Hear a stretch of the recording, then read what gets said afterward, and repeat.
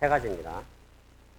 일단 그 딥러닝 모델 99.9%는 리니어 프로세싱이다 라는 측면에서 리니어 모델을 잘 이해하는 게 딥러닝 모델을 잘 이해하는 최선의 방법론이다 라는 거고, 두 번째는 앞으로 딥러닝 수업에 나올, 그리고 앞으로 여러분들이 사용할 많은 용어들이 이 리니어 모델이 사실은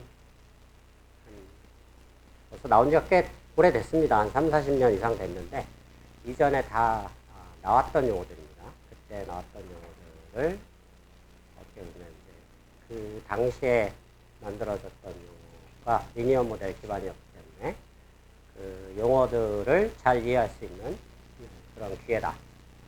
그 다음에 마지막으로 지난 시간에 그 딥러닝 트레이닝과 리니어 모델 트레이닝이 완전히 똑같은 방법을 사용하고 있다.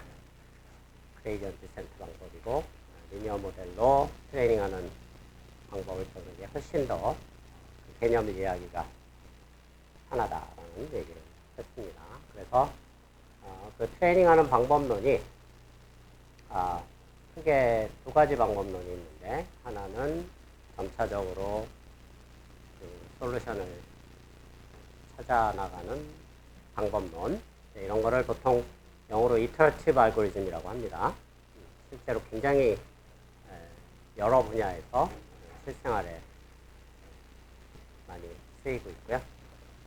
우리 학생이 마침 이거 뭐라고 부르죠? 헤드폰을? 에어 뭐라고 부르나요? 그건 애플 거 아닌가요? 그래요? 어쨌든 저런 노이즈 캔슬링 헤드폰에도 이미 이터러티브 알고리즘이 사용이 되고 있다는 얘기입니다. 그리고 수많은 통신 및 제어 시스템에 이미 몇십 년 동안 사용되어오던 테크닉이 딥러닝에 쓰이고 있다. 그러니까 전혀 새로운 방법이 아니라는 얘기죠. 오랫동안 다른 분야에서 쓰였던 방법이 핵심적으로 쓰이고 있다라는 얘기고. 자, 이제 두 번째 방법론은 이터러티브 하지 않은 방법론입니다. 무슨 얘기냐면 점차적으로 솔루션을 구해나가는 게 아니고 그냥 원샷에 한 번에 그냥 구해버리는 그런 방법을 우리가 지난 시간에 배웠죠. 그걸 하려면 최적화 이론을 좀 알아야 돼서 행렬 함수에 대한 미분을 우리가 정의를 내렸고, 트레이스 함수가 중요하다고 그랬죠. 그래서 그걸 이용해서 간단하게 리니어 리그레션이라는 하는 예시, example에 대해서 우리가 objective function을 디파인하고 그걸 미분을 했더니 이런 모양이 나오더라 라는 얘기였죠. 그래서 이걸 보통 여러분이 고등학교 때 배웠듯이 최대 최소점은 항상 그 점에서 미분이 제로다라는 거는 여러분들이 직관적으로나 상식적으로 잘 알고 있는 내용이죠. 자, 이게 고차원으로 가도 똑같다는 얘기입니다. 스칼라 함수든 벡터 함수든 행렬 함수든. 그래서 이런 이퀘이션이 나오고, 이 부분이 인버터블 하면 이제 우리가 최종적으로 구하려고 했던 게 세타니까 세타를 원샷에 구할 수 있게 된다라는 얘기입니다.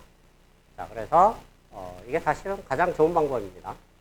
가장 최적의 방법을 한 번에 바로 구해버릴 수가 있는데, 이 x라는 행렬이 지난 시간에도 얘기했지만 데이터들을 모아놓은 거였죠. 이렇게 데이터가 n디멘셔널한 벡터면 그거를 원래는 컬럼 벡터인데 로우 벡터를 뒤집어서 위에서부터 차곡차곡 쌓은 겁니다. 그래서 트레이닝 데이터 셋의 사이즈가 m인 경우, 배치 사이즈가 m이라고 부르죠, 보통.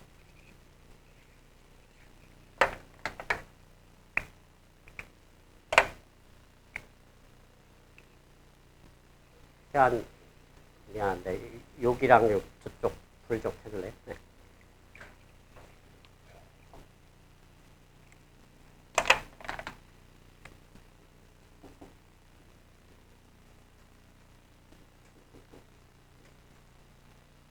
그 다음에 n은 input 벡터 디멘전.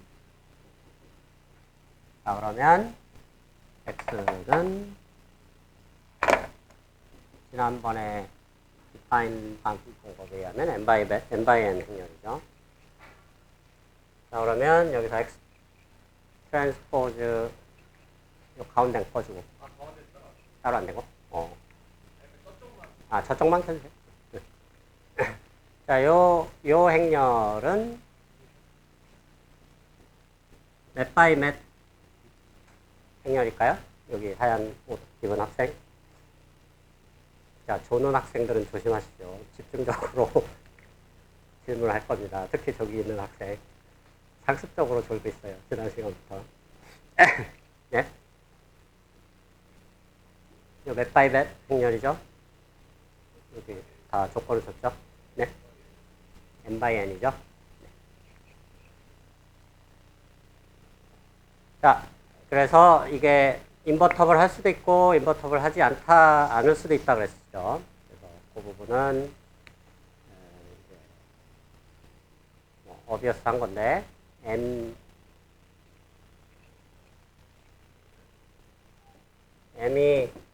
n보다 작다. 즉 인풋 디멘전보다, 즉 인풋이 담고 있는 어떤 표현력이라고 그럴까요?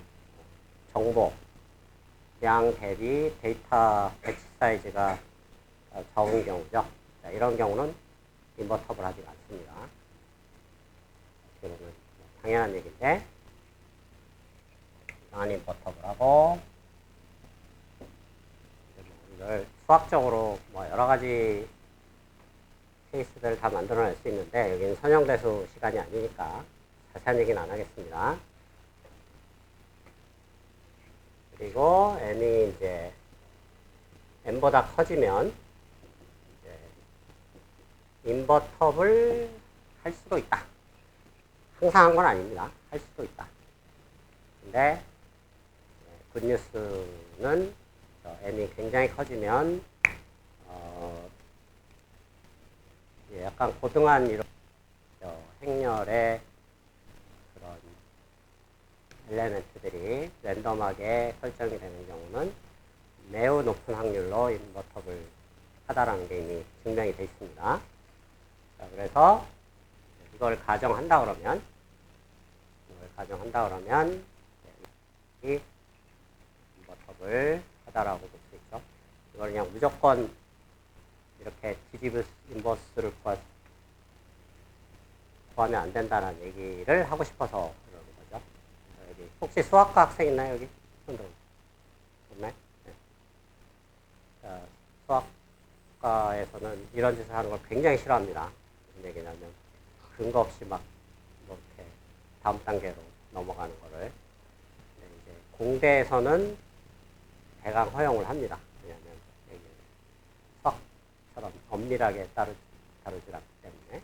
그래서 인버터블 하겠지라는 희망을 갖고 보통 이 단계에서 이 단계로 넘어가는데, 어쨌든 여러분들이 학부생 수준에서는 그렇게 되는데 나중에 대학원에 가면 그렇게 되면 큰 코 다칠 수 있다.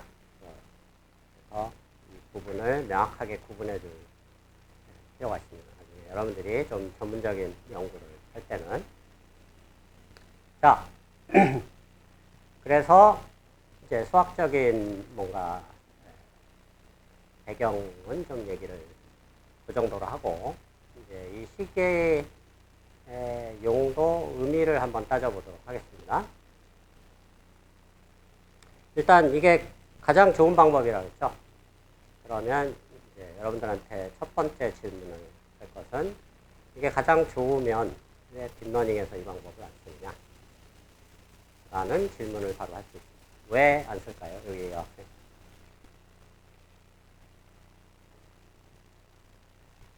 네?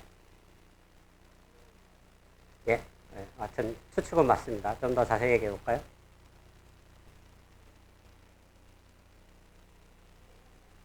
네. 계산량이 왜 많을까요?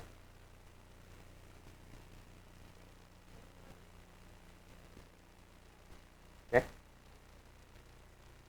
뒤에 학생 조금 더 확장해서 설명해 볼래?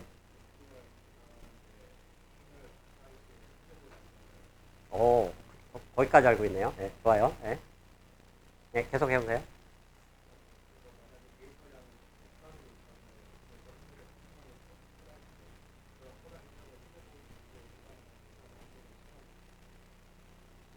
네, 그게 정답입니다. 자, 조금 더 코렉션을 하면 데이터 양이 중요한 게 아니고 우선 인풋의 디멘전이 중요합니다. 무슨 얘기냐면 이 행렬을 인버스를 구하는 게 계산량이 많아서 실제 딥러닝이 안 쓰는데 이 행렬이 n by n 행렬이죠. n이 인풋의 디멘전입니다. 배치 사이즈가 아니고. 그래서 뭐 부동산 시세 예측 뭐 이런 거는 사실 뭐 많아봐야 2디멘전, 3디멘전이니까 사실 부동산 시세 예측 이런 데는 써도 된다라는 얘기죠. 이 방법론을. 근데 예를 들어 영상 인식 같다. 뭐 이런 거라 그러면은 이제 보통 디멘전이 한 10의 6승, 100만 디멘전이 넘어가게 됩니다. 그러면 지금 방금 저 학생이 얘기한 것처럼 n의 세제곱의 이 연산량이 필요합니다. 이거는 여러분들이 집에 가서 궁금한 사람은 대략 한번 증명을 해볼 수 있는데 혹시 일반적인 행렬의 이 역행렬을 구할 때 가장 효율적인 방법이 뭔지 아는 사람 있나요? 이것도 좀 디테일한 수학적인 질문인데 아는 사람? 공학수학이나 선형대수에서 배운 적 없나요? 배웠는데 아마 까먹었을 것 같은데 아무 학생 없나요? 여기 하얀 옷 입은 학생. 네, 하얀 티.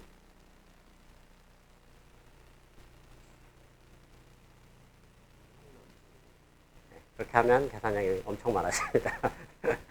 그 안 좋은 방법입니다. 그 뒤에 학생. 네? 그 뒤에 학생. 네? 예. 예. 어쨌든 이건 좀 너무 수학적인 질문이긴 한데, 중요한 질문입니다, 사실은. 여러분들이 상식적으로 알아두면 좋은 건데, 인버스를 구할 때 가장 효율적인 알고리즘은 이미 여러분들이 한번 배웠던 알고리즘입니다. 가우시안 일리미네이션 방법 배웠었죠? 그 방법이 가장 좋은 방법입니다. 그래서 그 가우시안 일리미네이션으로 역행렬을 구할 때 덧셈과 뺄셈의 개수가 n에 어떻게 비례하는지를 대강 계산을 해보면 놀랍게도 3승에 비례하는 걸 금방 캐치할 수가 있습니다. 여러분들이 집에 가서 한번 계산을 해보도록. 자, 그래서 5의 n3승이라고 보통 부르는데 어떤 연산량을 n3승에 비례한다. 뜻으로. 그래서 이놈의 인버스의 연산량은 뭐 이렇게 되죠. 그래서 n이 10의 6승 정도 되면 3승하면 10의 18승이 되는 거죠. 그러면 요거 한 번 인버스 구할 때 여러분들 PC 클락 스피드가 10의 9승이라고 친다 그러면 1GHz 정도 CPU를 보통 쓰죠. i5나 뭐 i9이나. 그러면 이제 10의 9승으로 나눠지면 한 10의 9승초가 걸린다는 얘기고, 대략 1시간을 1000이라고 퉁치면 10의 6승 시간이 걸린다는 얘기가 됩니다. 그러면 10의 6승의 시간이니까 하루는 10의 5승, 그렇죠? 24시간이니까 10의 4승,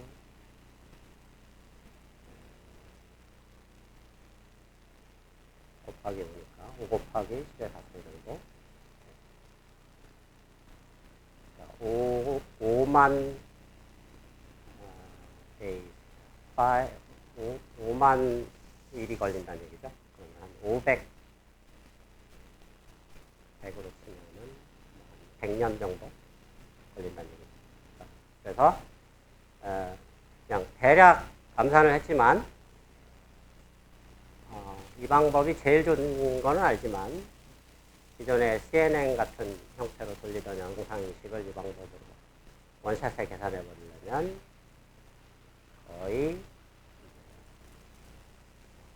한 100년이 걸린다. 그 얘기입니다. 그러면 여러분들의 손자, 증손자 정도가 태어나야 여러분들이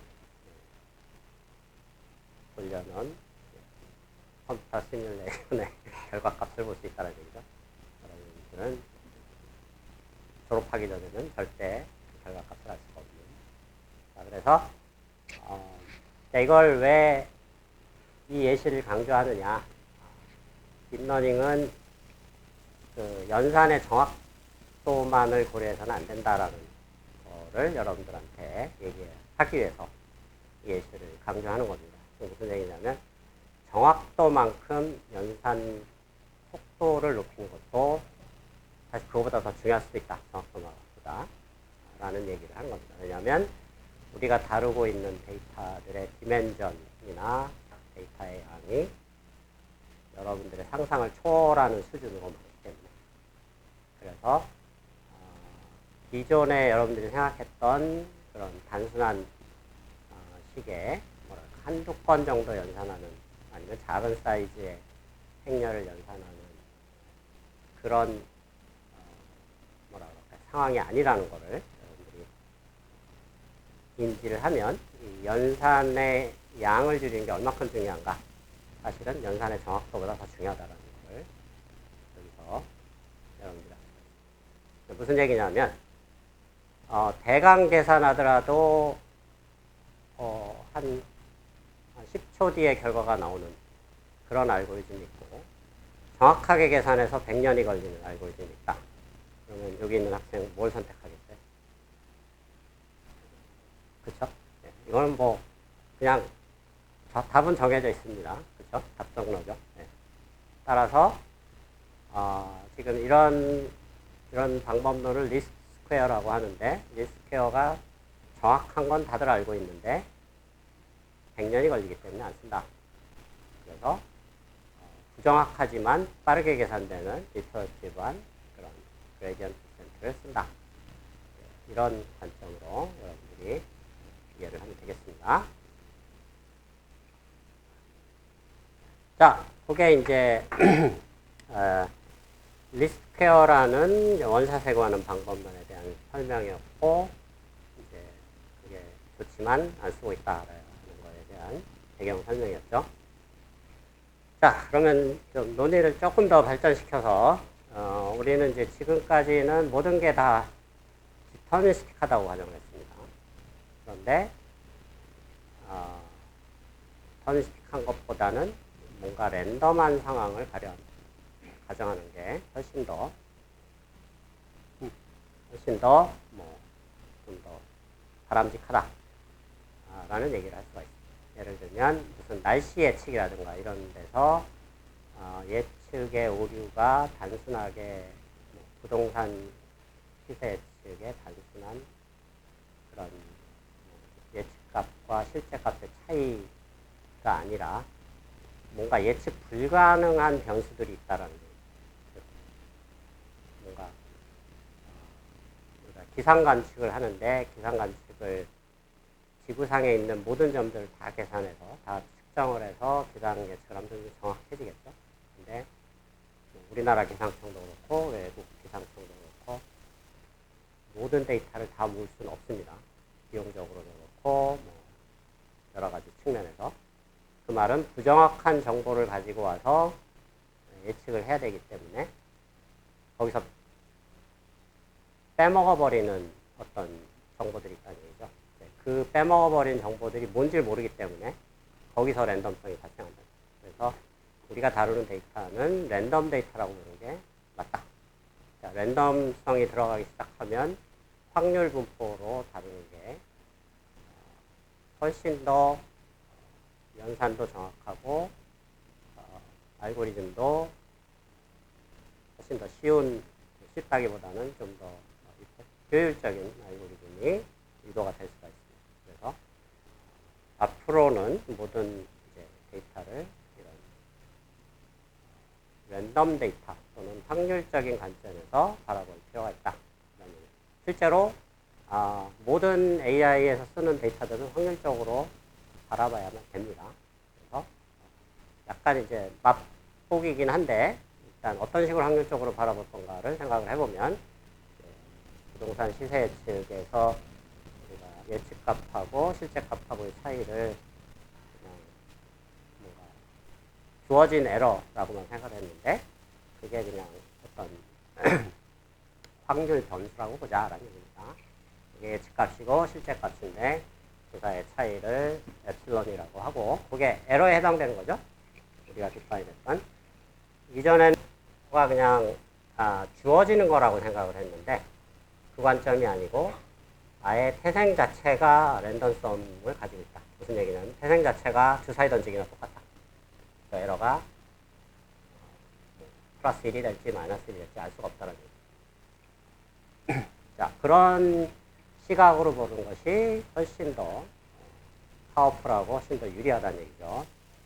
자, 그래서 이 리그레션인 경우는 컨티뉴어스한 넘버를 다루니까 당연히 컨티뉴어스한 확률 변수, 랜덤 베리어블을 생각하는 게 낫겠죠. 그 중에 가장 우리가 익숙한 것이 가우시안입니다. 평균이 제로고 분산이 시그마 제곱인 경우 이 에러의 분포를 이렇게 가정을 할 수가 있다는 얘기죠. 자, 이렇게 함으로써 이제 우리가 어떤 이제 결론을 유도할 수 있는가 한번 유도를 해보도록 하겠습니다. 자, 그랬을 때 엡실론은 앞에 식에서 우변의 첫 번째 항을 왼쪽으로 옮겨버리면 이렇게 되죠. 엡실론이 이것과 같으니까.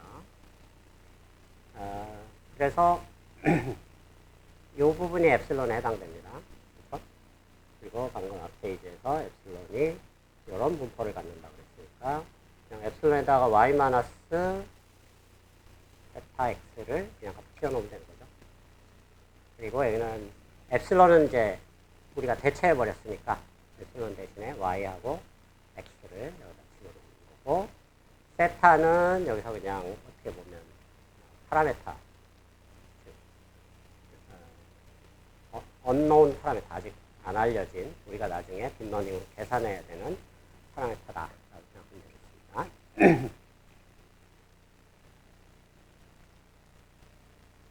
여기서 조금 어려운 얘기를 하면 이 파라메타 세타는 보통 학부 딥러닝 수준에서는 이걸 디터미스틱하게 봅니다. 이거는 랜덤 베리어블이라고 보질 않습니다.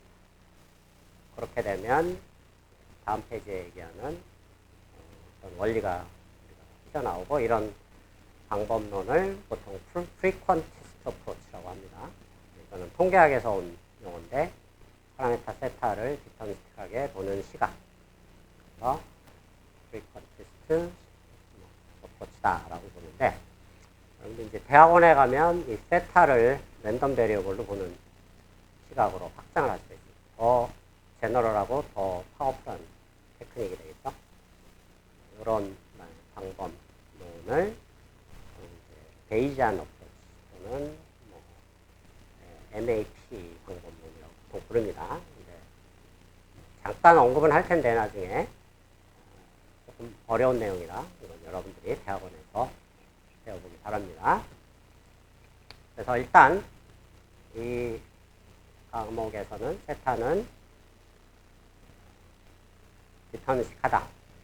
그래서 이 y나 x나 다 랜덤한데 세타는 디터미스틱하기 때문에 약간 구분 지어지기 위해서 컴마가 아니고 미묘한 차이인데 세미콜론을 넣은 겁니다.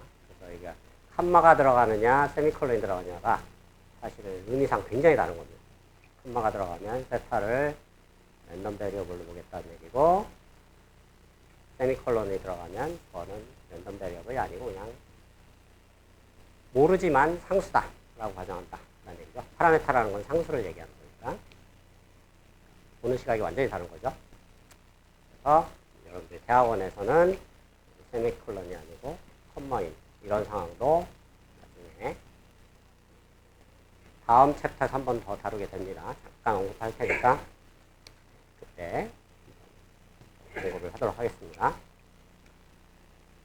자, 그러면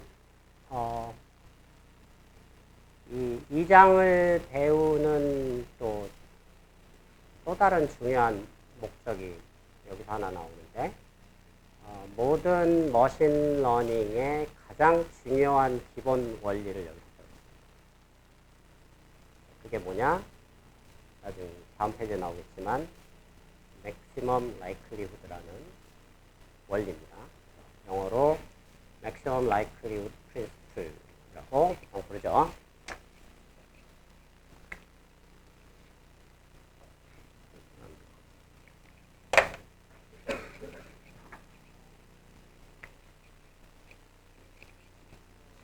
ML이라고 보통 많이 씁니다. 머신러닝이 아니고 maximum likelihood.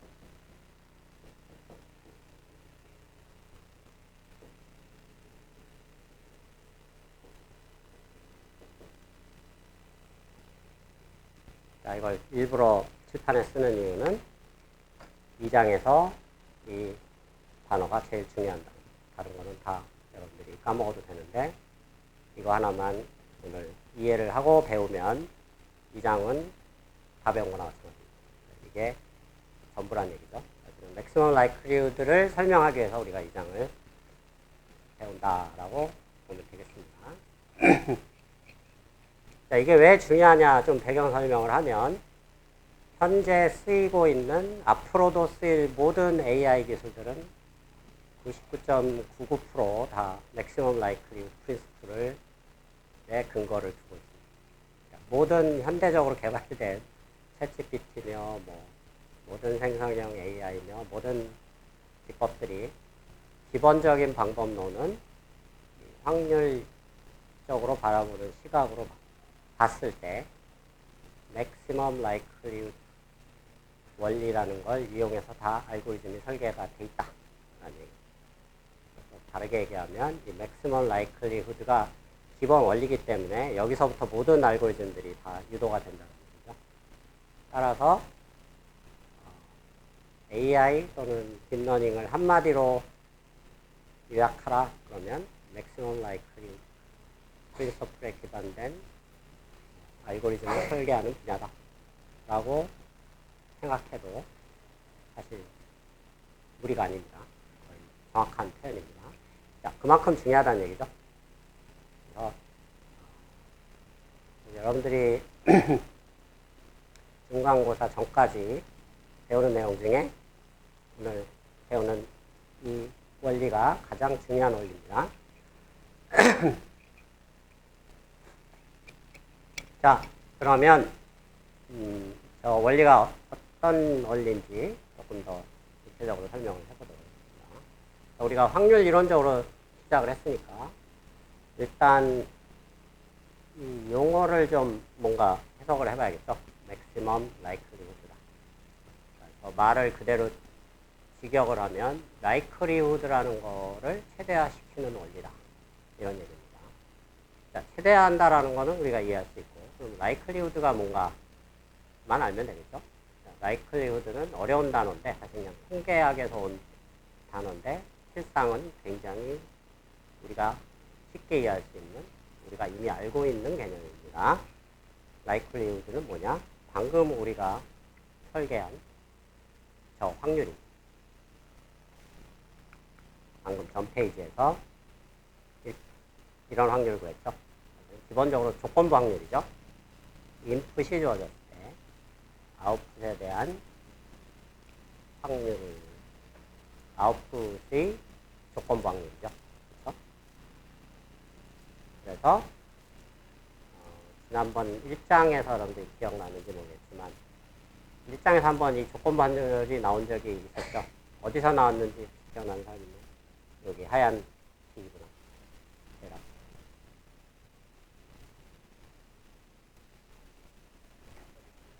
여기 뒤에 하얀 티. 오늘은 다행히 안 졸고 있네요. 화이팅! 네. 1장에 언제 나왔죠? 네? 뒤에 학생? 네? 그 뒤에 학생? 지난주에 배운 건데 다들 가물가물해졌나 보네. 네?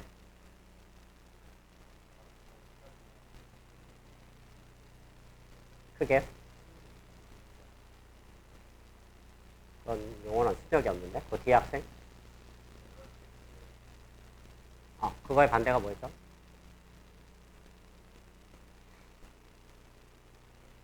그 뒤에 학생? 네? 그 뒤에요? 그 뒤에 학생? 제일 마지막 줄에 앉은 학생? 자, 일장들을 한번 다시 복습해 보기 바랍니다. 지난번에 언급했지만 이번 학기에 배우는 중요한 내용들이 사실 일장에 거의 다 있었습니다. 우리가 일장에서 배운 내용 중에 지도학습, 비지도학습이 있었죠. 지도학습과 비지도학습을 확률적으로 표현하는 방법이 있었죠. 그때 지도학습은 바로 이 확률을 학습시키는 과정이다라는 얘기를 했죠. 그렇죠? 그래서 이게 지도학습과 굉장히 밀접한 관련이 있는 내용이다라는 걸 여기서 했죠. 당연히 우리가 지금 지도학습을 다루고 있으니까 그런 게 어떻게 보면 당연한 결과입니다. 자, 그래서 이 조건부 확률을 그냥 사실은 통계학 하는 사람들이 왜 이렇게 어려운 용어를 자꾸 만들어놨는지 그냥 조건부 확률이라고 그러면 될 거를 이걸 likelihood라고 한 50년 전부터 이렇게 불러왔습니다. 통계학에서. 그래서 그 용어를 그대로 가져와서 이거를 최대화시키는 방법론이다. 라는 얘기죠. 근데 그 방법론만 얘기를 해갖고는 이게 잘 와닿질 않죠. 도대체 뭘 어떤 식으로 한다는 얘기지라는 그 구체적인 내용을 여러분들이 좀 이해합니다. 자, 이거를 최대화한다라는 게 뭘 의미하는 거냐면 두 가지 사항인데 첫 번째는 지도학습이니까 이 데이터 페어들이 항상 주어져 있죠. 그러니까 i번째 페어는 x하고 y. 그렇죠? 그 말은 이런 데이터 페어들이 m개가 있는데 배치 사이즈가 이 m개 데이터들에 대해서 이거는 뭐 나중에 등장할 뭔가 다음 페이지에 나올 내용이긴 한데 이 m개가 서로 독립적이라고 가정을 합니다. 머신러닝에서는. 그 말은 첫 번째 거, 두 번째 거, 세 번째 거 이것들이 다 독립이니까 이 조건부 확률들이 다 서로 곱해지겠죠. 그래서 m개의 확률이 곱해져서 조건부 확률이 n번 곱해지는 거죠. 곱해진 결과값이 최대가 되게 하는 p라는 함수를 찾아내자라는 게 지도학습의 기본 원리라는 거죠. 그리고 그게 바로 maximum likelihood principle이다. 왜? 이게 likelihood니까 이걸 최대화하고 있습니다. 자, 그게 이제 첫 번째 포인트고 두 번째 포인트는 그러면 이 p라는 함수를 찾는다라는 게 뭔 의미인가?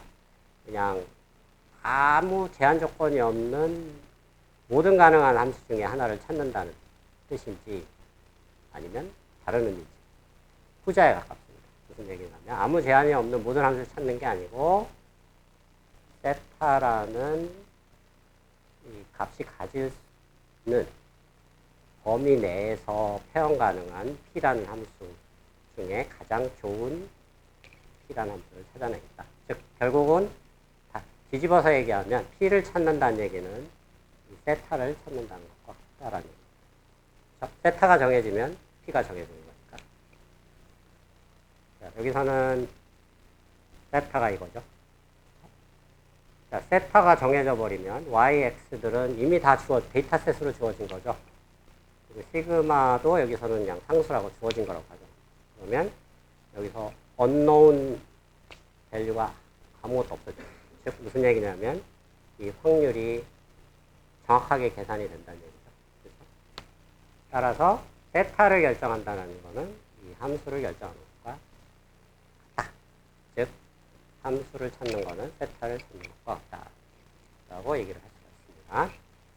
자, 그래서 그 두 가지 관점에서 여러분들이 maximum likelihood principle을 이해를 해야 된다. 뭐 어떻게 보면 당연한 얘기인데 이게 잘못 생각하면 약간 헷갈릴 수가 있습니다. 왜냐하면 T를 찾는다는 게 도대체 무슨 의미인지가 전제 가정이 약간 달라질 수가 있기 때문에. 자, 그래서 모든 데이터들은 한 데이터셋에 들어가 있는 데이터들은 서로 인디펜던트하다라고 대부분의 머신러닝에서는 가정을 합니다. 거의 한 90% 이상은. 그래서 그 가정을 한다면 아까 얘기한 것처럼 이런 확률들, 이걸 라이클리우드라고 했죠. 다 곱해지고 이 경우에는 가우시안들이 다 곱해지는 이런 형태가 되겠죠. 자, 그래서 자, 이거를 세타의 함수로 볼 수가 있다는 얘기죠. 그렇죠? 그리고 이렇게 곱해진 놈을 최종적으로 우리가 라이클리우드라고 부른다는 거죠. 그러면 이걸 세타의 함수로 볼 수가 있으니까 L을 최대화하는 세타를 찾는다는 게 바로 maximum likelihood principle입니다.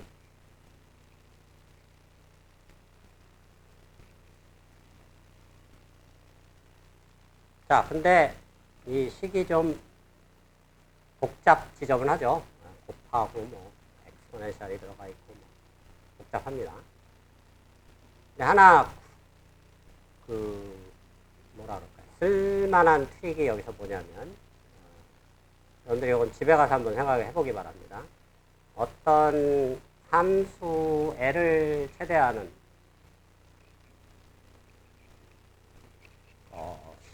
L을 우리가 최대화해야 되는데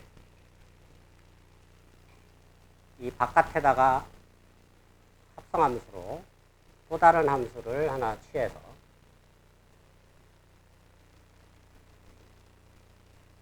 최대화해도 되는 상황이 언젠가를 생각해 보면 이 F가 증가함수일 때. 자, 무슨 얘기냐면 이게 최대점을 가지면 F가 증가함수니까 FL도 최대가 되겠죠. 그렇죠? 거꾸로 생각해도 되죠. FL이 최대값이면 F가 증가함수니까 L도 그때 최대인 놈이야 됩니다. 어떻게 보면 필요 충분 조건이죠. 따라서 함수 바깥에다가 임의의 증가함수가 아무거나 갖다 붙여도 우리가 찾는 세타 값은 변하지 않는다. 함수가 지저분하니까 지저분한 함수를 깔끔하게 정리할 수 있는 증가함수가 뭘까 생각을 해보면 엑스포넨셜의 역함수가 있죠. 엑스포넨셜의 역함수가 뭘까요? 그렇죠?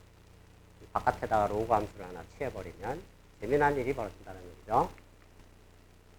여기다 로그를 취해버리면 로그의 곱은 합의 로그가 되죠.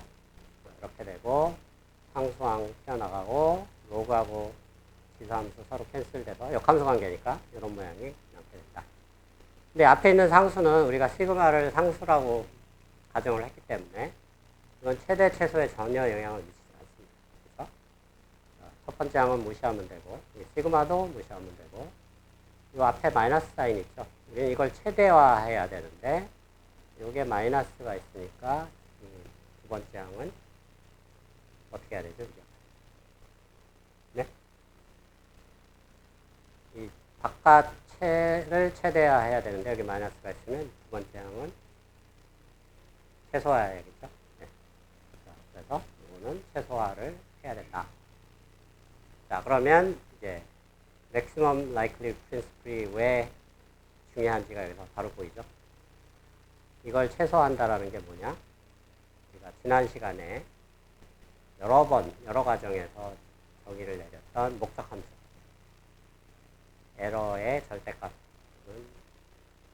제곱을 최소화하는 것이 리니어 리그레션이라고 했죠. 따라서 리니어 리그레션의 목적함수가 자동적으로 튀어나온다는 거죠. 그렇죠? 그래서 이게 훨씬 더 중요한 상위 개념이라고. 목적 에러의 제곱을 뭐 목적 함수로 디파인 하자. 이거는 뭐랄까 하위 개념이고 사실은 이거보다 더 중요한 상위 개념이 맥시멈 라이클리후드다. 여기서 출발하면 리니어 리그레션의 목적 함수가 왜 이런 형태가 돼야 되는가를 자연스럽게 우리가 유도할 수 있고 이해할 수 있다. 이 얘기입니다. 근데 조금 이따가 더 얘기를 하겠지만 리니어 리그레션 말고 또 다른 문제들이 많이 있죠. 클래시피케이션 이런 것들. 맥시멈 라이클리후드가 파워풀한 이유는 이게 리그레션에만 적용되는 게 아니고 클래시피케이션 같은 모든 다른 문제에 다 적용이 된다. 그래서 머신러닝의 알고리즘의 핵심 원리를 한마디로 얘기해 보세요 라고 밖에 나가서 여러분들이 질문을 받으면 맥시멈 라이클리후드 프린시플이다. 그러면 얘 진짜 제대로 배웠네 라고 칭찬을 받을 거고 얼버무리면 머신러닝을 제대로 이해 못할 그만큼 중요하다는 얘기입니다. 그래서 머신러닝을 한마디로 디파인해라 그러면 맥시멈 라이클리후드 프린시플이다. 오늘 이 사실만 기억을 하면 사실은 한 학기에 배운 내용의 거의 앞으로 배울 내용을 거의 전부를 다 배운 거나 마찬가지입니다. 그만큼 중요하다는 얘기죠.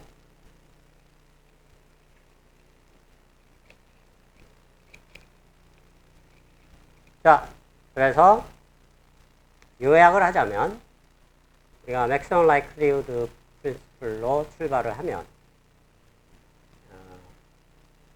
어떤 가정을 하면 리니어 리그레션의 오브젝트 펑션이 자연스럽게 나오냐면 에러가 가우시안이라고 가정을 하면 자연스럽게 나온다. 조금 어려운 얘기를 하면 이제 여러분이 이제 대학원에 가서 배울 내용인데 꼭 우리가 그 에러를 가우시안으로 가정해야 된다라는 뭐 그런 특별한 이유가 있는 건 아니죠. 그렇죠? 그냥 그게 자연스러워 보여서 그런 거죠. 그렇죠? 이거를 만약에 다른 분포로 가정을 하면 굉장히 다른 형태의 목적 함수들이 나오게 된다는 얘기죠. 다른 분포들도 상당히 중요한 역할을 합니다. 그래서 여러분이 대학원에서 배울 뭐 예를 들면 최적화 이론 중에 라쏘라는 방법이 있습니다. 그거는 우리가 이걸 L2 놈이라고 그랬죠. L1 놈을 사용합니다. 제곱이 날아가고 이게 그냥 절대값 수치하는 형태로. 그래서 라쏘 같은 형태들은 가우시안이 아니고 라플라시안이라는 분포가 있습니다. 라플라시안 분포를 대신 끼워넣으면 여기가 L2 놈이 아니고 L1 놈이 튀어나오는 그런 또 형태를 만들 수가 있고 그거는 또 그 나름대로의 장점이 있습니다. 그래서 이런 장단점 분석들은 여러분들이 대학원에 가서 하고 여기서는 이렇게 최적화 이론을 구체적으로 다룰 시간이 아니기 때문에 자 말하고자 하는 포인트는 뭐냐면 맥시멈 라이클리후드 프린시플이 거의 약간 물리학으로 치면은 뭐라고 불러야 될까? 약간 가장 기본적인 원리 같은 거? 약간 뭐라고 부르면 제일 좋을까요? 네.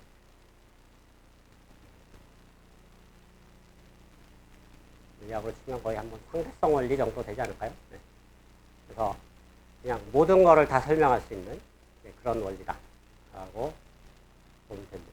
그래서 여러분들이 이제 오늘 머신러닝 AI를 바라보는 아주 중요한 새로운 시각을 배웠다고 보면 됩니다.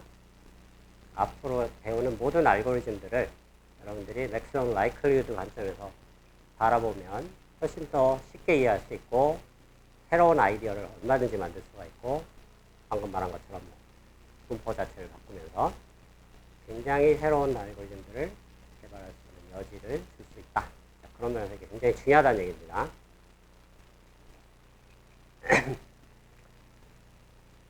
자, 그래서 이제 다음 단계는 클래시피케이션으로 넘어가는데 그 전에 이제 리그레션에 대해서 조금 더 다른 이슈를 좀 설명하면 지난번에 1장에서 나왔던 얘기인데, 자, 데이터 포인트들이 이렇게 주어져 있을 때 이거를 커브 피팅하는 게 리그레션이라고 했죠. 직선으로 할 수도 있고 2차 함수로 할 수도 있고 2차 폴리노미얼이죠. 이거는 모양으로 봐서 5차 함수네요. 그죠? 5차 함수로 이렇게 커브 피팅을 할 수가 있다. 그래서 이렇게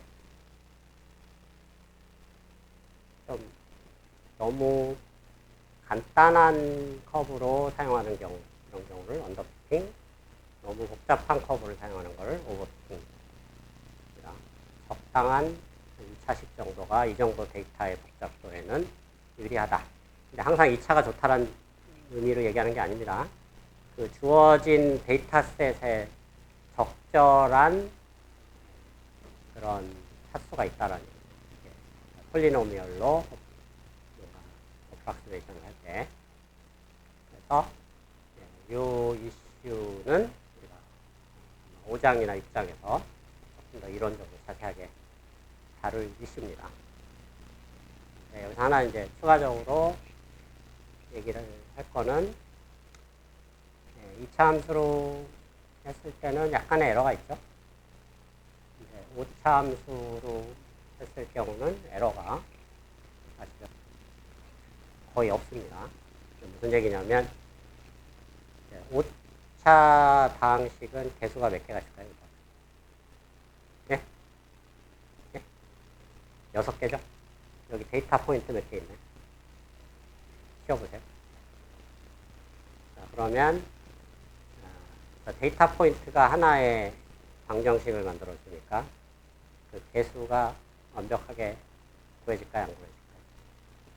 그렇죠? 구해진다는 얘기는 모든 데이터 포인트를 퍼펙트하게 지나간다는 거죠. 그렇죠? 가장 좋은 거죠. 근데 나중에 한번 설명을 하겠지만 이 트레이닝 과정에서 너무 정확하게 데이터를 근사시키는 것은, 그러니까 에러가 아예 없게 근사시키는 것은 안 좋다라는 얘기입니다. 그래서 약간 그냥 우스갯소리로 한다 그러면 이렇게 담배 광고에 그런 거 있죠. 지나친 흡연은 몸에 뭐라 그러죠? 예? 뒤에 학생. 지나친 흡연은 뭐 영화 관광을 이렇게 막 한 거 뜨잖아요. 식약처리나 보건복지부 광고. 뭐라 그러죠? 그렇죠. 지나친 흡연은 몸에 해롭습니다와 같이 지나친 학습은 몸에 해롭습니다라는 얘기를 하셨다니. 마찬가지입니다. 여러분들이 막 고3 수험생이라고 한다 그러면 어느 특정 참고서만 가지고 열심히 공부하는 게 수능을 준비하는 입장에서 안 좋을 수도 있다는 거예요. 다양한 참고서를 다 공부하지 말고 모든 첫 1페이지부터 마지막까지 다 공부하지 말고 그냥 몇 개씩만 발췌를 해서 다양한 참고서를 공부하는 게 훨씬 더 유리하다라는 거를 약간 비유해서 설명을 할 수 있다는 거죠. 자, 이거를 이론적으로 이제 조금 더 자세하게 다루도록 하겠습니다. 나중에. 자, 그러면 이제 클래시피케이션으로 가보겠습니다. 클래시피케이션은 이것도 이제 지도학습이죠. 근데 클래시피케이션은 예를 들면 뭐가 맞다, 틀리다, 뭐 이런 문제를 푸는 겁니다. 예를 들면 이미 여러분들이 이메일 프로그램 많이 쓰는데 여기 학생은 어디 회사 이메일 프로그램을 쓰나? 계정, 지메일, 여기는 지메일이 되는 것 같은데 지메일 쓰다 보면 어떤 이메일들은 그냥 자동으로 점프 들어가는 것들 본 적 있나요? 빨간색 표시되는 거 여기 학생. 네. 그 상황입니다. 무슨 얘기냐면 구글이 여러분들 이메일 인박스에 들어온 이메일들을 어떤 식으로 처리를 하고 있냐면 들어오면 이게 스팸 메일이다 아니다를 일단 체크를 합니다. 그래서 스팸 메일이 확실한 것 같으면 정크 폴더에 집어넣으면 그런 상황을 얘기하고 실제로 이제 구글이나 뭐 이런 많은 이메일 서버들이 이걸 쓰고 있습니다. 자, 그랬을 때 이게 스팸 메일이다 아니다라는 걸 100% 정확하게 알 수는 없죠. 그래서 이 스팸 메일이다 아니다를 그냥 확률로 예측하는 게 더 바람직합니다. 그래서 어차피 여기서도 확률이 나올 수밖에 없다는 얘기죠. 즉 얘는 뭐 예를 들어 예측하는 게 0.9가 나왔다. 그러면 90% 스팸 메일일 가능성이 있다. 0.1이 나왔다. 그러면 스팸 메일이 한 10% 정도의 가능성이 있다. 그러면 구글이 하는 짓은 뭐냐면 적당히 스레숄드 정합니다. 예를 들어 40%를 스레숄드 딱 정해놓고 40% 넘어가는 거는 다 정크 폴더로 집어넣어 버리고 40% 이하는 그대로 살려두고 이런 짓을 하는 거죠. 자, 뭘 말하고 싶은 거냐면 이제 클래시피케이션의 결과값은 특히 바이너리 클래시피케이션은 다른 말로 로지스틱 리그레션이라고 하는데 용어가 굉장히 지저분합니다. 그냥 리그레션은 컨티뉴어스하다 그러는 로지스틱은 또 클래시피케이션에 해당되고 이게 굉장히 이상한데 이 이유는 50년 전부터 통계학에서 이런 용어를 써왔기 때문에 이런 문제를 다루기 위해서 어쩔 수 없이 이렇게 용어가 좀 지저분하게 얽히고 설켜 있으니까 여러분들이 이거를 그냥 뭐라 그럴까요? 연구의 뭐라 그럴까요? 여러 사람들이 연구하고 다른 분야에서 연구하다 보니까 이렇게 뭐라 그럴까요? 일관성이 없이 용어가 정의가 됐다라고 이해하면 될 것 같습니다. 어쨌든 로지스틱 리그레션은 바이너리 클래시피케이션이고 중요한 포인트는 바이너리 클래시피케이션은 확률로 아웃풋 값이 나오는 게 당연하고 바람직하다는 얘기죠. 자, 근데 이게 이제 일반적인 리그레션하고는 다른 거죠. 왜냐하면 일반적인 리그레션은 그 아웃풋 값이 일단 범위가 제한이 없죠. 부동산 가격 같은 0원부터 뭐 몇십억, 몇백억 될 수 있는 건데 확률은 딱 0에서 1 사이 값만 나와요. 지금 무슨 얘기냐면 아웃풋 값이 확률로 나와야 되기 때문에 반드시 그 범위를 넘어서면 안 된다는 얘기입니다. 0에서 1 사이로만 아웃풋이 나오게 강제해야 된다. 라는 얘기죠. 그래서 그 강제하는 가장 쉬운 방법이 뭐냐?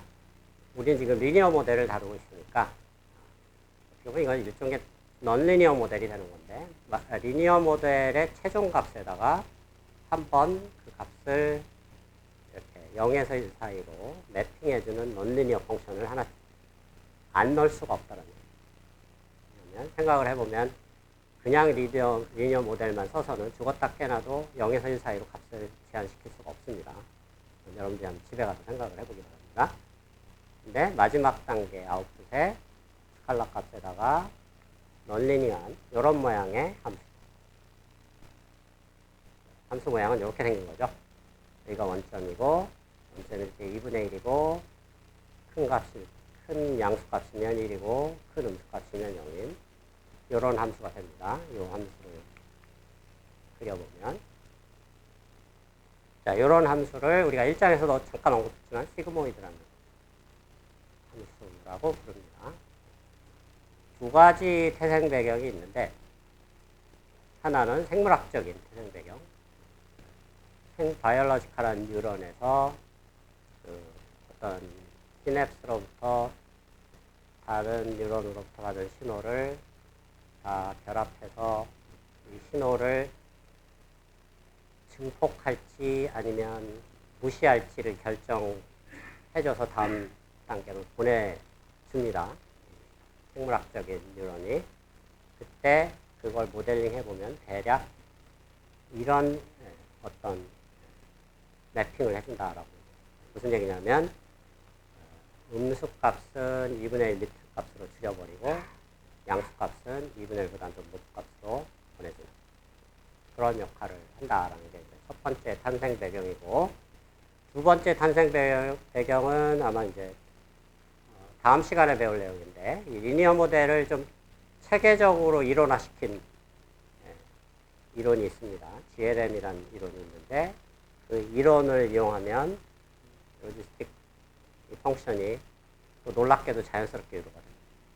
그래서 어떻게 보면 이 시그모이드 펑션은 우연히 나온 게 아니고 수많은 논리니어한 이런 모양을 갖는 함수들이 사실 굉장히 많이 존재합니다.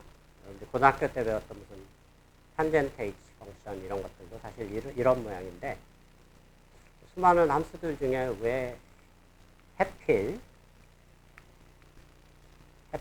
이런 모양을 쓰느냐가 탄생 배경이 두 가지부터 동일한 함수가 유도된다는 거, 사실 우연의 일치긴 한데 굉장히 놀라운 사실인 거죠. 그래서 굳이 이걸 안 쓸래 안 쓸 수가 없는 그런 배경이 있다.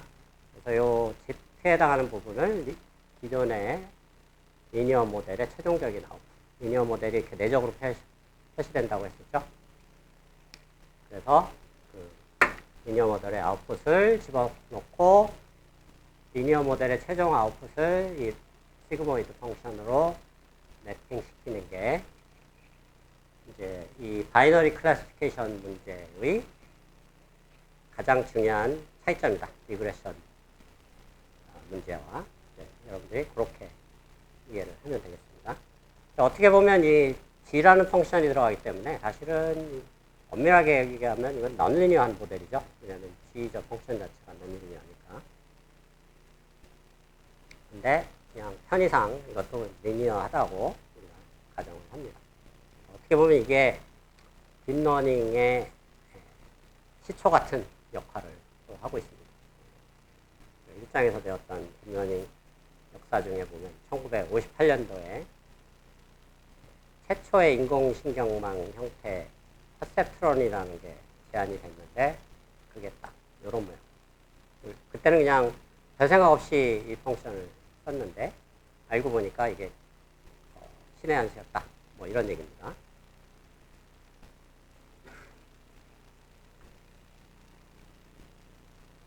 자, 그래서 이제 이건 리니어 모델의 아웃풋이고 이걸 G를 통과시킨다. 뭐 이런 얘기고요. 이 시그모이드 펑션이 뭐 여러 가지 재미난 특징들이 있는데, 이걸 미분을 나중에 우리가 다음 챕터에서 백프랍을 배우게 되는데, 그런데도 이용하기 위해서 시그모이드 펑션을 미분을 하면 어떤 모양인가? 이 펑션이죠. 이거를 미분을 하면, 자, 이 그래프만 봐도 사실 미분이 어떤 모양인지 알 수 있죠. 길이가 여기가 원점에서 제일 크니까 이런 모양이 될 거라는 거 금방 알 수 있습니다. 그렇죠? 그래프만 봐도.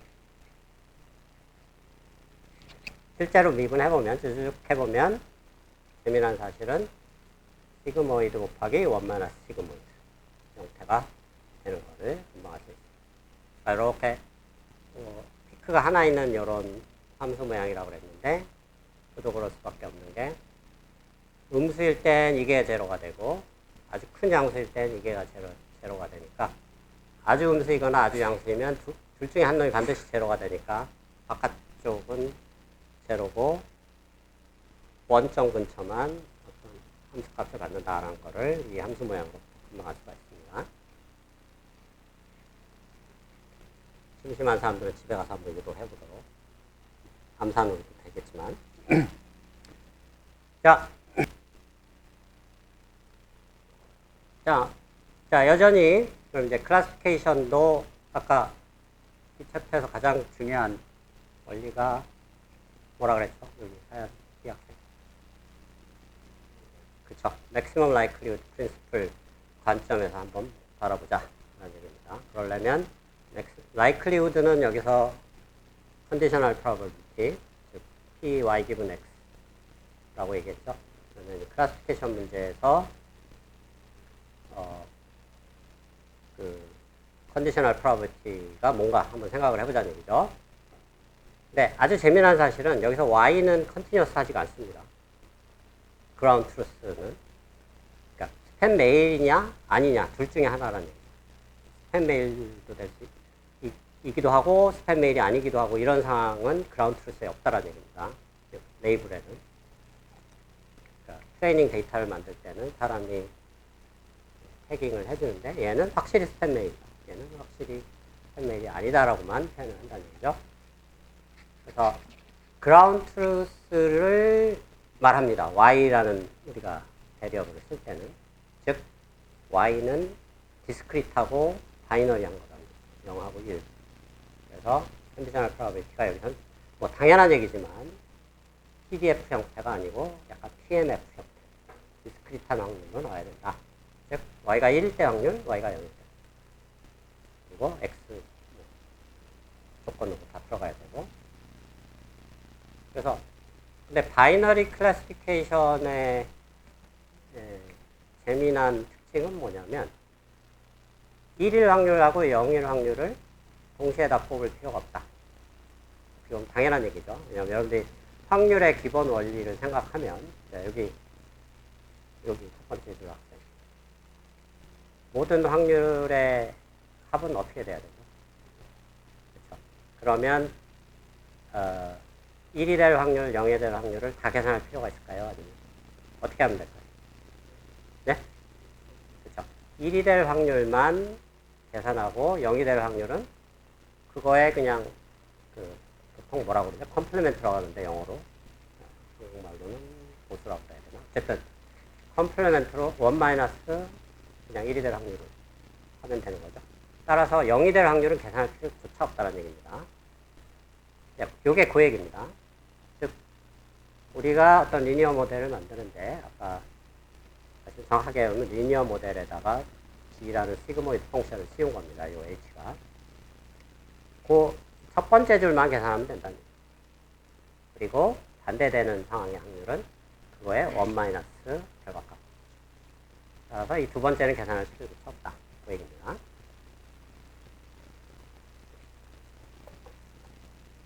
자, 그런데 이 말은 뭐냐면 요게 정확하게 likelihood의 정의죠. 디스크리트한 확률의 정의. 근데 약간 지저분합니다. 무슨 얘기냐면 아까는 가우시안 같으면 한 줄로 다 계산이 됐는데 두 줄을 써야 되는 귀차니즘이 있죠.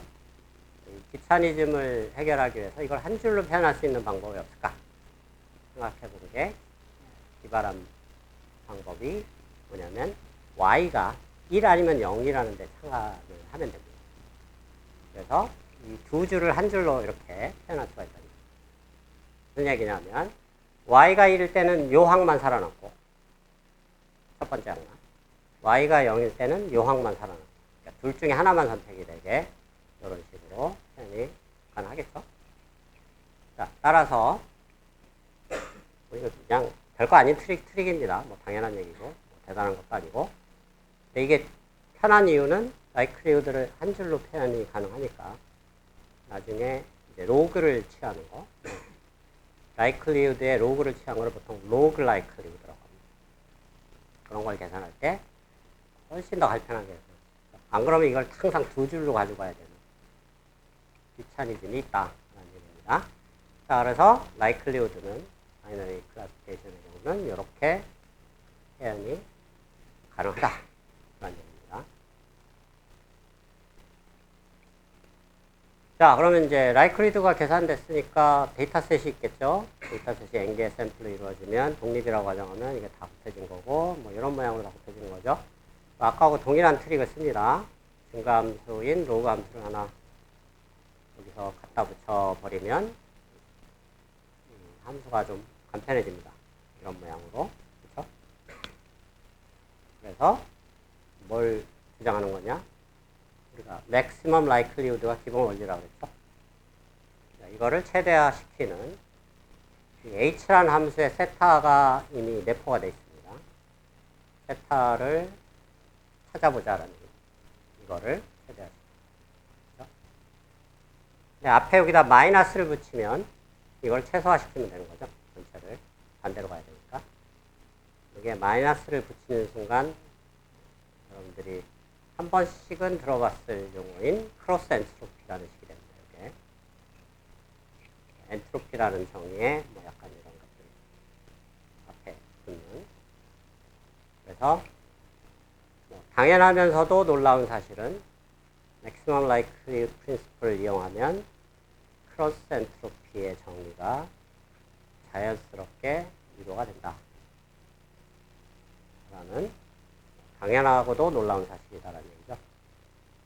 자, 이게 왜 중요하냐면 여러분들이 앞으로 배우는 모든 클래시피케이션 문제, 특히 영상인식 쪽에서 많이 쓰이죠. 뭐 1000개의 오브젝트를 여기는 바이너리로만 하고 있지만 오브젝트가 기냐 아니냐만 따지고 있지만 1000개 오브젝트 중에 어느 거냐 알아맞히는 것도 클래시피케이션이죠. 이 개념이 그대로 확장이 될 수 있고, 자, 크로스 엔트로피라는 용어 들어본 사람 손 들어보세요. 조금 코딩 해본 사람은 안 들어봤을 수가 없습니다. 왜냐하면 대부분의 영상 인식 관련된 학습에서 로스 펑션이 크로스 엔트로피로 쓰이고 있다고 다 알려져 있기 때문에, 그러면 이제 많은 사람들이 왜 로스 펑션을 크로스 엔트로피로 써야 되는지는 이해를 못하고 있는 사람들이 대부분입니다. 바깥에 나가서요. 그냥 딥러닝을 코딩으로만 생각하고 원리를 안 배우고 코딩만 배운 사람들은 남들이 쓰니까 이렇게 하나보다라고 하지만 여러분들은 그러면 안 된다는 얘기죠. 기본 원리로부터 이게 자연스럽게 유도된 거다 라는 거를 이참에 알고 가는 게 좋다는 얘기죠. 자, 그래서 일단 이거를 최대화하는 게 우리의 maximum likelihood principle이죠. 자, 최대화하려면 마찬가지로 그 방금 전에 디파인한 small l, log likelihood였죠. 그 놈을 미분하고 우리가 지지난 시간에 배웠던 그레이디언트 디센트가 아니고, 그레이디언트 디센트는 함수가 줄어드는 방향이었고, 우리는 이제 likelihood를 최대하니까 반대로 가야 됩니다. 그레이디언트 어센트로 가야 된다는 겁니다. 즉 무슨 얘기냐면 미분과 같은 방향으로, 그레이디언트 같은 방향으로 움직이는 알고리즘을 설계하면 된다는 얘기죠. 일단 그러면 미분을 먼저 계산을 해야겠다는 얘기죠.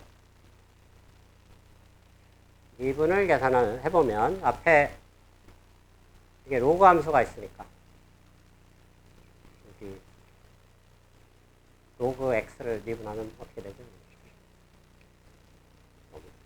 쉬운 질문 했나요? 미안합니다. 자, 요거 h에 세타가 숨어 있다고 그랬죠? 그러니까 이놈은 상수나 마찬가지고 요 h를 약간 합성함수 미분하듯이 해야 된다는 얘기죠. 일단 이 h에 대해서 미분을 하는 거는 h분의 1이 돼야 된다는 얘기를 할 수 있죠. 자, g 세타 x가 h입니다. 같은 겁니다. 그래서 h분의 1이 여기 들어오고 여기에는 1 마이너스 h분의 1이 여기 들어오고, 그리고 이 h가 요 형태니까 아까 g도 미분 한번 하고 합성함수 또 세타에 대해서 미분하면 xj가 튀어나오죠. 그래서 g의 미분은 이런 모양이었고 세타의 미분은 뭐 xj가 튀어나오고, 뭐 이렇게 정리해보면 집에 가서 계산해 보십시오. 이거는 뭐 초등학교 수학이니까 이런 모양이 나온다 라는 얘기죠. 네, 그러면 여기서 여러분들이 좀 깜짝 놀래야 될 사실은 뭐냐? 아까 리그레션과 완전히 동일한 식이 튀어나왔다는 얘기죠. 생각을 해보면 리그레션과 바이너리 클래시피케이션은 완전히 다른 모델이죠. 어떻게 다르냐면 방금 설명했듯이 바이너리 클래시피케이션은 논리니언 펑션이 들어갔습니다. 시그모이드가. 그 시그모이드를 썼음에도 불구하고 미분값이 완전히 똑같아졌다는 거예요. 그래서 두 가지 시각을 볼 수가 있는데, 뭐 우연의 일치겠지 하고 그냥 별거 아니야 하고 넘어가도 되는데 사실 이게 우연의 일치가 아닙니다. 그래서 우리가 다음 시간에 일반적인 이론을 배우는 이유는 GLM이라는 이런 리니어 모델을 일반화시킨 이론을 배우면 리그레션 문제나 논리니어 펑션을 집어넣은 클래시피케이션 문제나 사실은 똑같은 문제다 라는 그런 약간 통합적인 유니파이드 시어리라고 그래야 되잖아요. 네. 그런 관점으로 볼 수가 있어서 이게 우연이 아니고 사실은 필연이다라는 얘기입니다. 따라서 이게 이제 미분이었고 그 방향으로 올라가야 되니까 플러스인 거죠. 네, 근데 이 식은 똑같습니다. 요거 뒤집고 여기 마이너스 붙이면 우리가 리그레션 또는 지지난 시간에 배웠던 그레디언트 디센트하고 식이 완전히 똑같습니다. 못 믿겠는 사람은 지금 빨리 앞 페이지 가서 한번 확인해 보기 바랍니다. 그래서 무슨 얘기냐? 클래시피케이션이든 리그레션이든 업데이트하는 식이 놀랍게도 동일하다라는 얘기입니다. 네트워크의 구조가 자체가 다른데.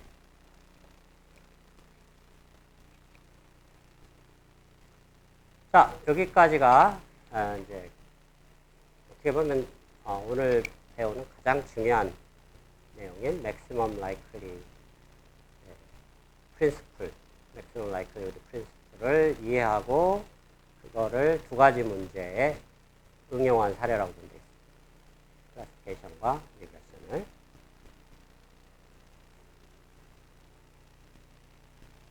자, 그러면 우리가 이제 그레디언트 디센트 또는 그레디언트 어센트로 오늘 전반 앞부분에서 설명했듯이 이터러티브한 알고리즘이 있고 non-이터러티브한 알고리즘이 있는데 어쩔 수 없이 이터러티브한 알고리즘을 써야 된다 라는 얘기를 했고, 이터러티브한 알고리즘은 그레디언트 디센트가 대세고 실제로 뭐 챗GPT부터 포함해서 모든 요즘 쓰이는 AI들이 다 그걸로 그냥 학습이 됐습니다. 이거는 뭐 불변의 사실입니다. 그렇죠?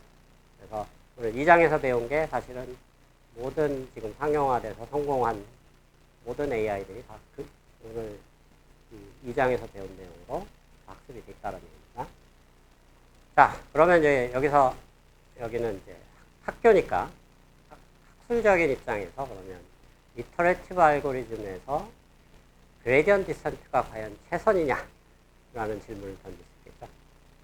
그러니까 이터레이티브가 전차적으로 솔루션을 구해나가는 거는 이제 인정을 하겠는데, 그 중에 그러면 이터레이티브한 알고리즘 중에 그레디언트 디센트가 최선의 알고리즘이냐? 라는 질문을 던질 수 있고, 답부터 말하면 최선은 아닙니다. 그보다 더 좋은 알고리즘이 있습니다. 보다 더 좋은 알고리즘을 뉴튼 알고리즘, 여러분들이 잘 알고 있는 아이작 뉴튼입니다. 사실은 뉴튼이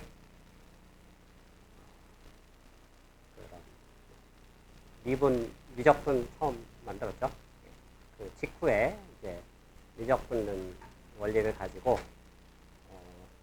무슨 뭐 토익 example 같은 걸 계산했냐면, 어떤 함수의 근을 임의 함수가 주어졌을 때, 그냥 단순한 뭐 2차식 이런 거야. 근의 공식 있으니까 되지만 5차식, 6차식 넘어가면 근의 공식을 못 쓰죠.